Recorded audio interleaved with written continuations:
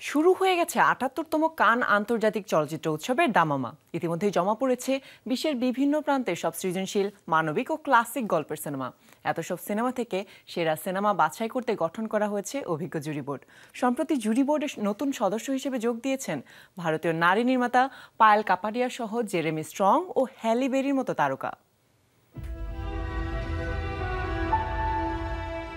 ফ্রান্সের কান সৈকতে কান চলচ্চিত্র উৎসবের ৭৮তম আসর বসবে আগামী ১৩ থেকে ২৪ মে। উৎসবে এবার জুরি প্রধান হিসেবে থাকবেন জুলিয়েট বিনোশে। আর সার্তেরিগা, out of competition, midnight screenings, Cannes premiere O special স্ক্রিনিংস প্রতিটি বিভাগেই থাকবে নানা ঘরানার ও নানা দেশের চলচ্চিত্র।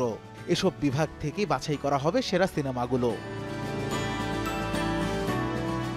উৎসবের সেরা সিনেমাগুলো বাছাই করতেই অভিনেতা, অভিনেত্রী, চলচ্চিত্র নির্মাতা, লেখক ও সমালোচকদের সমন্বয়ে গঠিত হয়েছে জুরি বোর্ড, যেখানে আছেন দক্ষিণ কোরিয়ার চলচ্চিত্র নির্মাতা হং সাংসু, ইতালিয়ান অভিনেত্রী আলবা রোহর ওয়াচার, ফরাসি ও মরক্কান লেখক লেইলা স্লিমানি, কঙ্গোর পরিচালক, তথ্যচিত্রকার ও প্রযোজক ডিওডি হামাদির মতো অভিজ্ঞ মিডিয়া ব্যক্তিত্বরা।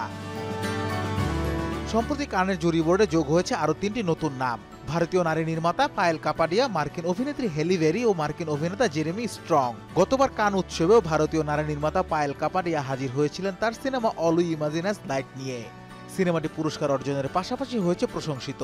এবার প্রতিযোগিতা থেকে সরাসরি জুরি বোর্ডে যোগ দিয়েছেন এই গুণী নির্মাতা। বিশ্বের প্রথম আফ্রো আমেরিকান নারী যিনি অস্কারে সেরা অভিনেত্রীর পুরস্কার জিতেছেন।